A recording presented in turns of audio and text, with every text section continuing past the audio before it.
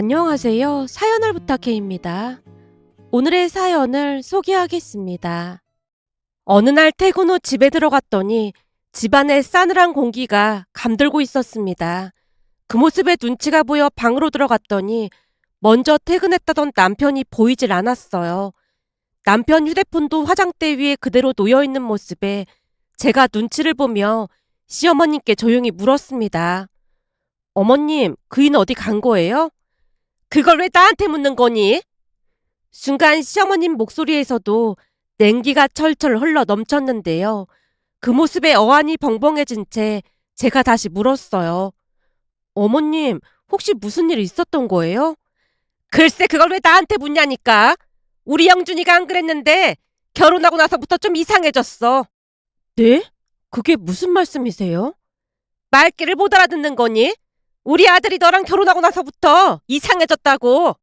시어머님이 이까지 악문 채 소리쳤고 안방에 계시던 시아버님도 거실로 나오더니 저를 노려보며 말했습니다. 이래서 집안에 사람이 잘 들어와야 하는데 사람이 잘못 들어와서 집안이 이 모양 이 꼴인 게야. 집안 꼴 아주 잘 돌아간다. 시아버님이 노려보는 눈빛이 어찌나 싸늘하던지 오금이 저릴 정도였어요. 그 와중에 시어머님이 마치 기다렸다는 듯이 다시 입을 열었어요. 이럴 바에는 니들 당장 나가 살아라. 네? 저희 보고 나가 살라고요? 순간 제가 잘못 들었나 싶어 눈을 동그랗게 뜨고 시어머님을 바라봤는데요. 시어머님이 쐐기를 박듯 다시 말했습니다. 그래, 다 귀찮으니까 니들 당장 나가 살아. 우리가 살면 얼마나 오래 산다고 맘 불편하게 이렇게 살아야겠니? 그건 그이랑 상의해보겠습니다. 근데 이렇게 갑자기 나가라고 하시면 저희도 많이 곤란한데. 제가 미처 말을 잇지 못한 채 당황한 표정으로 서 있자 시어머님이 다시 쏘아 붙였습니다. 그럼 니들 편하자고 우리 보고 불편하게 살란 말인 거니? 암튼 요즘 젊은 것들은 싸가지가 없다니까. 다시 한번 말하지만 우린 니들하고 못 사니까 이번 달까지 짐 싸서 나가. 시어머님이 안방으로 들어갔고 그 뒤를 시아버님이 따라 들어갔는데요. 방으로 들어가기 전 시아버님의 눈이 싸늘하게 다시 희번덕거렸습니다. 두 분이 방으로 들어가고 나서도 잠시 어리둥절한 표정으로 서 있다가 저도 방으로 들어와서 대충 옷을 갈아입고 남편을 찾아 밖으로 나갔습니다. 여기저기 두리번거리며 돌아다니다 보니 남편이 한 편의점 파라솔 의자에 앉아서 안주도 없이 소주를 마시고 있었습니다. 그 모습에 놀란 채 다가가 물었어요. 여보, 여기서 뭐하고 있는 거야? 당신 왔어? 남편이 태연스럽게 묻고는 다시 소주를 마셨어요. 여보, 혹시 어머님이랑 아버님이랑 무슨 일 있었던 거야? 왜? 혹시 당신한테 뭐라고 한 거야? 엄청 화내시면서 우리 보고 이번 달까지 짐 싸서 당장 나가라고 하시던데 대체 무슨 일이 있었던 거야? 여전히 놀란 표정으로 제가 다시 물었는데요. 순간 남편이 짜증스레 소리쳤습니다. 진짜 해도 해도 너무하네? 어떻게 이럴 수가 있어? 여보, 진정하고 알아듣게 말 좀 해봐. 대체 무슨 일인데 그래? 아니 진짜 해도 해도 너무하잖아. 그러니까 뭐가 너무하냐고. 사실 얼마 전부터 나한테 유럽 여행을 가게 돈을 좀 달라고 하더라고. 뭐? 갑자기 유럽 여행을? 듣자 하니까 사촌형이 큰아버지 큰어머니 두 분한테 유럽 여행 보내드리겠다고 했대. 근데 큰아버지가 아버지한테 같이 가자고 했다잖아. 그러면서 나한테 여행 보내달라고 해보라고 시켰던 모양이야. 며칠 전부터 유럽 여행 노래를 부르는데 난 당연히 안 된다고 했지. 라며 남편이 있었던 일에 대해 이야기를 시작했습니다. 남편 말에 의하면 큰아버님의 아들, 그러니까 사촌 아주버님이 부모님 두 분 여행을 보내드린다고 했던 모양이었어요. 그런데 큰아버님 성품이 좋은 분은 아닌지라 자랑도 할 겸 시아버님을 부추겼다고 하네요. 그렇게 계속 유럽 여행 이야기를 꺼냈지만 남편이 정중하게 거절을 해왔는데 그날은 아주 작정하고 남편에게 신경질까지 부리면서 남편을 압박했답니다. 민수는 부모한테 효도하고 그러니까 일이 더 잘 풀리는 거야. 민수는 누구랑 달라서 아주 잘 컸다니까. 민수 쳐도 당연히 보내드리라고 했다던데 우리 집은 둘이 어쩜 그리도 똑같은지. 그동안 네가 아들로서 우리한테 해준 게 뭐가 있어? 평소에도 시부모님은 사촌 아주버님과 비교를 자주 하곤 했다는데요. 결국 화가 머리끝까지 난 남편도 두 분에게 대들었답니다. 그런 아버지 어머니는 저한테 해준 게 뭐가 있긴 해요? 뭐? 너 지금 뭐라고 했어? 우리가 널 이만큼 키워주고 결혼까지 시켜줬는데 해준 게 없긴 왜 없어? 말이 나와서 하는 말인데 민수 형이랑 나를 비교하는 거 자체가 웃긴 거 몰라서 그러세요? 웃기긴 뭐가 웃겨? 그렇잖아요. 민수 형은 공부하고 싶다고 해서 미국 유학도 다녀오고 결혼할 때도 큰아버지가 서울에 30평대 집도 하나 사줬잖아요. 나도 그 정도 받아서 사는 게 넉넉했으면 당연히 두 분한테 유럽 여행도 보내드리고 했겠죠.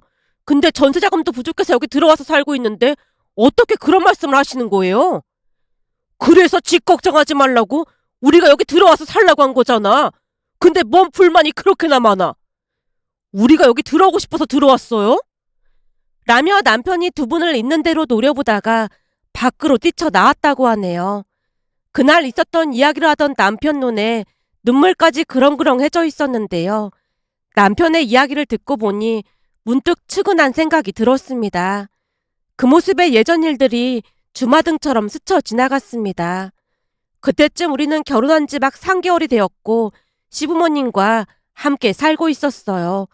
사실 우리는 합가를 하고 싶지 않았지만 시부모님의 억지에 어쩔 수 없이 합가를 할 수밖에 없었습니다.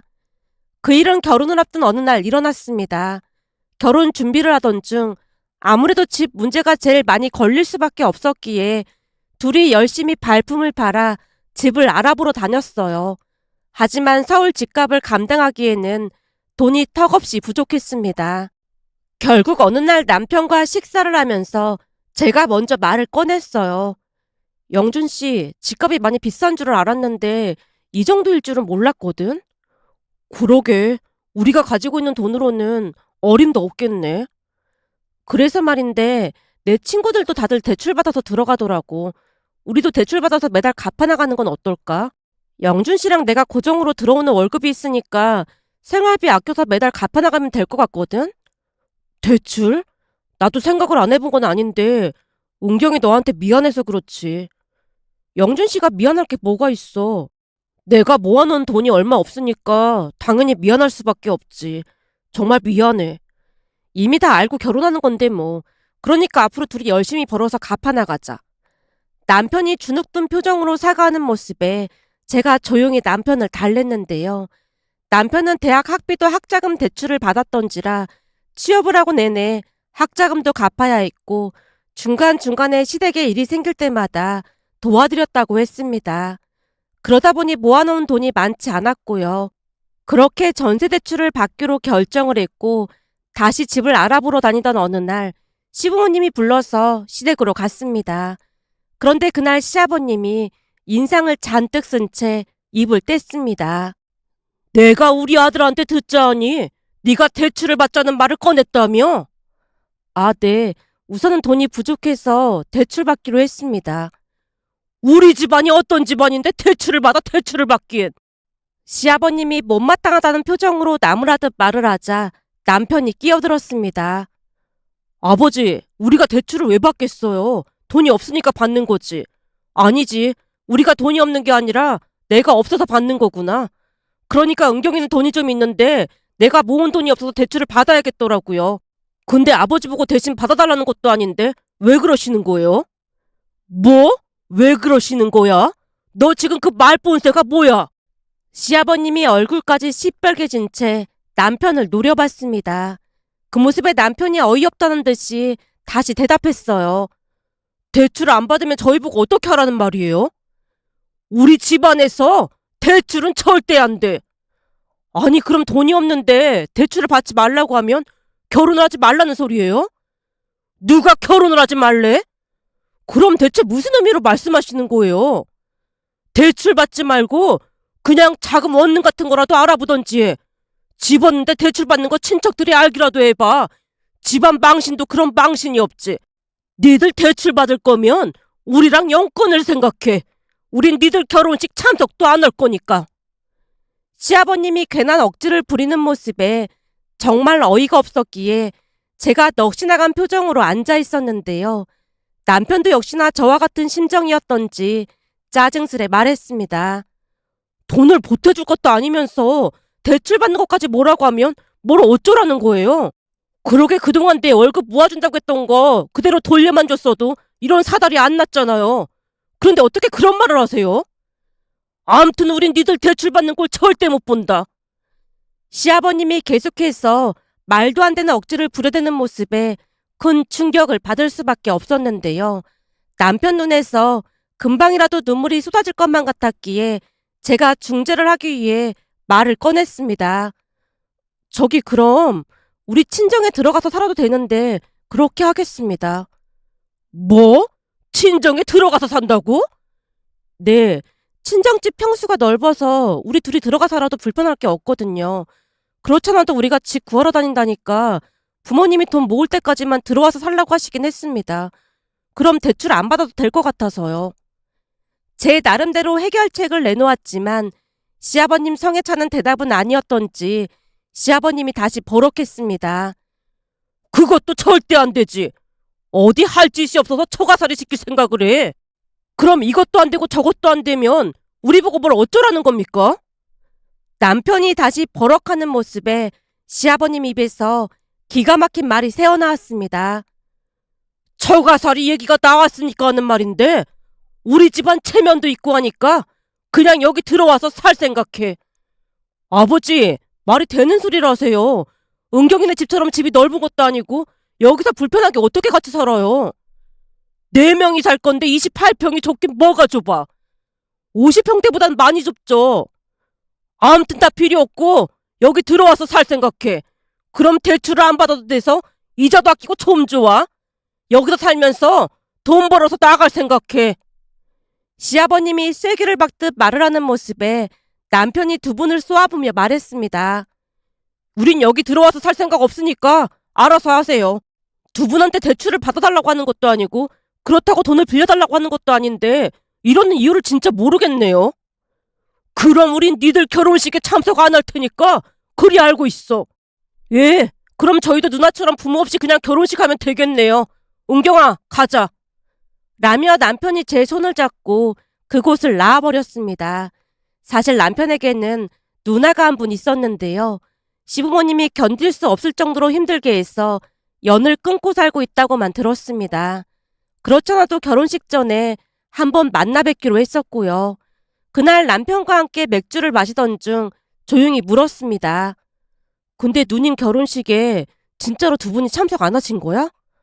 말도 마. 그때도 진짜 엄청났었어. 근데 난 전적으로 누나 편이야. 한마디로 부모님 잘못이 크다는 말이야. 남편이 치를 떨고 있는 모습에 제가 조용히 물었어요. 지금도 두 분이 우리 결혼식 안 오고 영 끊는다고 그러시는데 그럼 영준 씨는 어떻게 할 거야? 그럼 나도 어쩔 수 없는 거지. 뭐? 그럼 진짜로 부모님 없이 결혼식을 하겠다는 말이야? 두 분이 저러시는데 방도가 없잖아. 난 절대 본가에 들어갈 생각 없거든. 평소 순하기로 소문난 남편이 무서울 정도로 단호하게 말을 했습니다. 그 뒤 남편은 부모님 없이 결혼을 하기로 결심을 한 듯 시부모님과 연락을 끊고 살았어요. 그 바람에 하루하루 바늘방석일 수밖에 없었는데요. 부모님이 돌아가신 것도 아닌데 결혼식에 참석을 안 한다는 것 자체가 큰일임에 틀림이 없었으니까요. 그러던 어느 날은 시어머님이 회사 근처 카페에서 만나자고 연락을 해왔습니다. 물론 남편에게는 말하지 말아달라며 부탁 아닌 부탁을 했어요.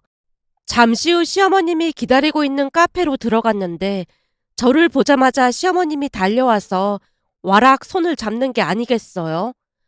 잘 지냈니? 네, 어머님. 잘 지내셨어요? 지금 이 와중에 네가 잘 지낼 수 있었겠니? 아, 그렇죠. 우선 자리에 가서 앉을까요? 라며 제가 시어머님을 모시고 자리에 가서 앉았는데요. 미리 음료를 주문해 놓은 모양으로 시어머님이 직접 음료까지 들고 와서 제게 건넸습니다. 이런 데 오면 아메리카노 먹는다고 하길래 미리 주문해 놨다. 네, 감사합니다. 저기 내가 갑자기 찾아와서 많이 놀랐지?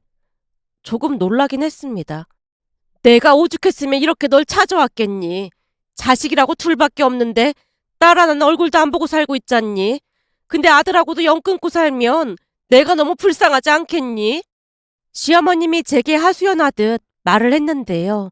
제가 어리둥절한 표정으로 어찌할 바를 몰라 살짝 고개만 끄덕이자 시어머님이 애절한 목소리로 다시 말을 이어갔습니다.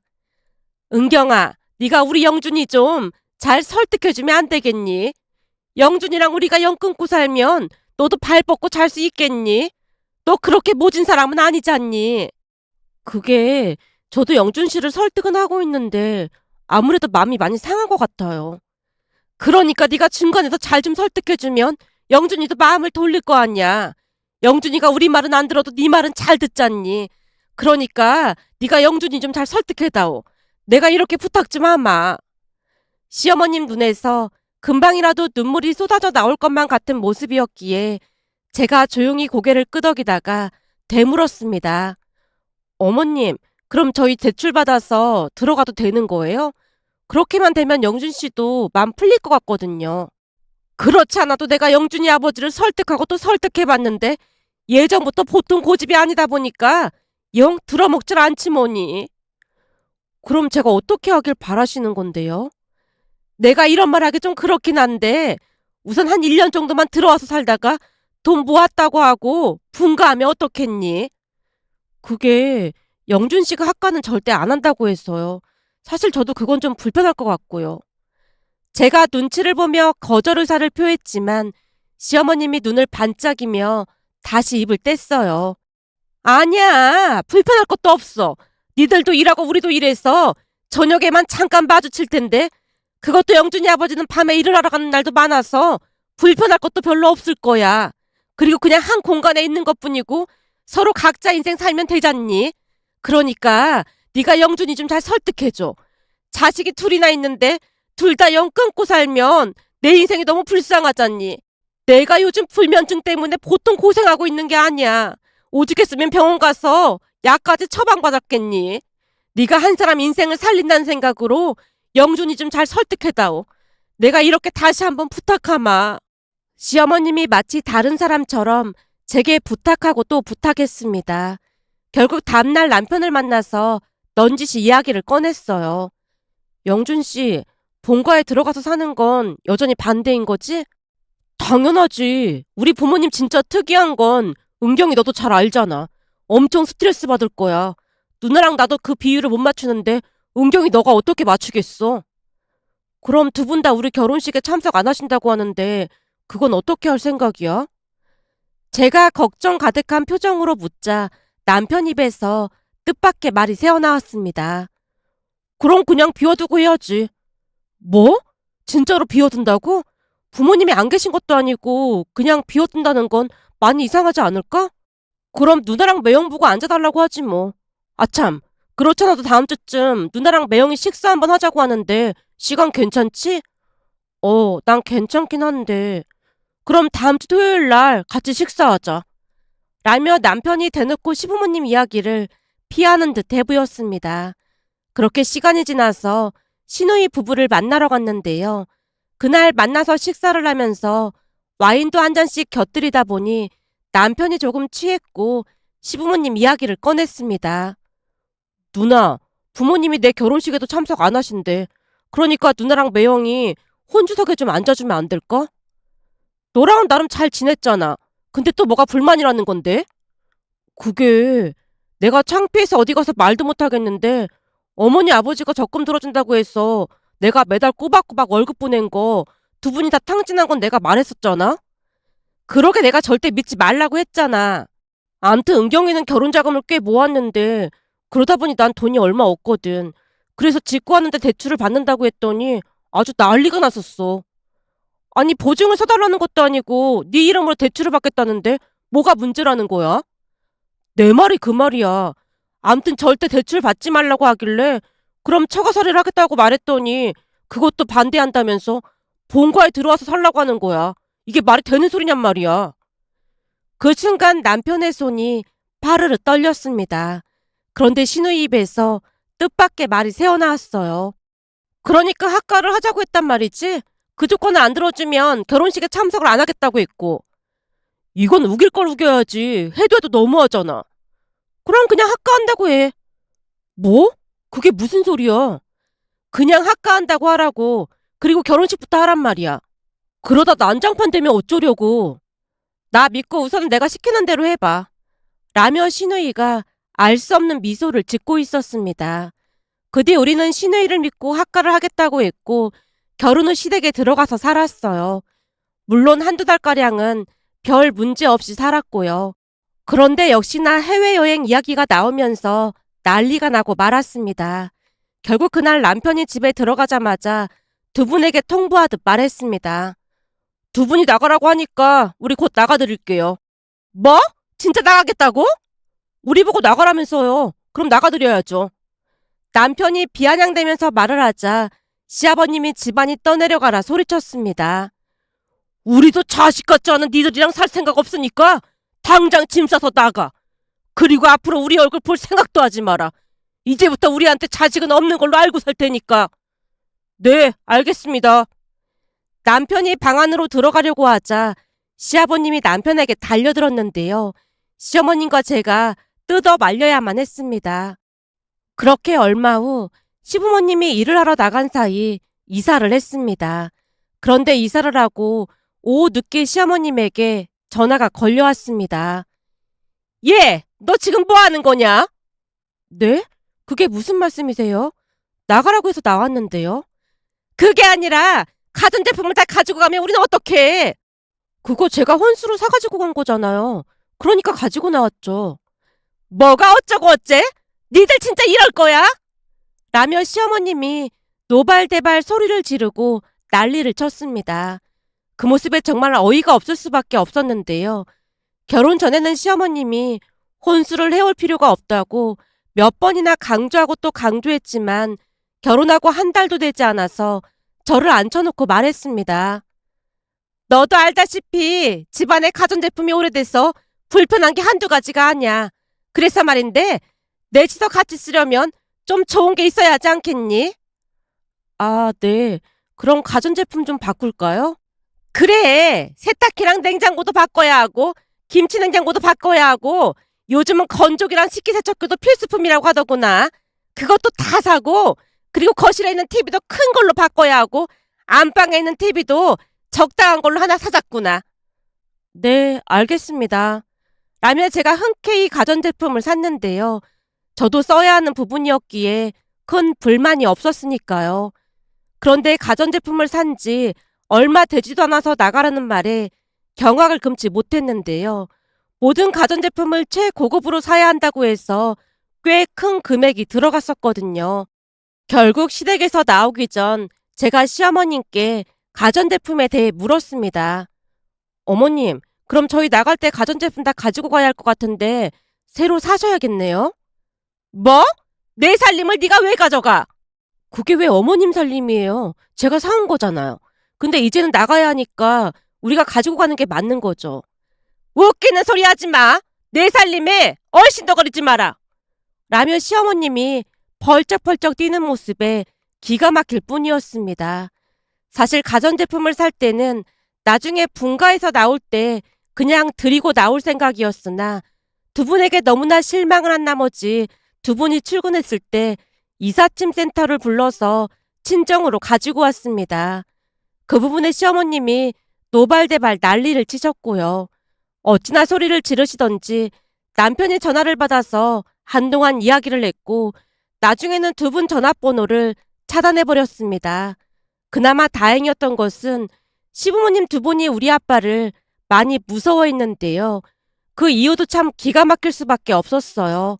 사실 우리 아빠가 젊었을 때부터 운동을 많이 하다 보니 누가 봐도 일반인과 많이 달랐거든요. 키도 그렇고 모르는 사람이 보면 주눅이 들 정도로 근육질 몸을 자랑했습니다. 그러다 보니 두 분이 친정 부모님께 전화할 엄두조차 못 냈던 것 같았어요. 그 뒤 우리는 시부모님과 연락을 끊은 채 시누이랑만 왕래를 하고 살고 있습니다. 그러면서 남편 표정도 많이 밝아졌는데요. 그동안은 시부모님으로 인해 항상 어딘지 모르게 불안해 보였던 남편이 친정에서는 마음이 편했던 것인지 삐쩍 말랐던 몸에 살도 붙었고 많이 건강해졌습니다. 문득 며칠 전 남편이 아빠를 따라 복싱을 배우러 간다며 신나서 따라가는 모습을 보며 시부모님이 조금만 따뜻하게 배려해줬다면 얼마나 좋았을까 하는 생각과 함께 안타까운 마음이 들어 이렇게 글 남겨봅니다. 오늘의 사연은 여기까지였습니다. 즐겁게 보셨다면 구독, 좋아요 부탁드립니다. 고맙습니다.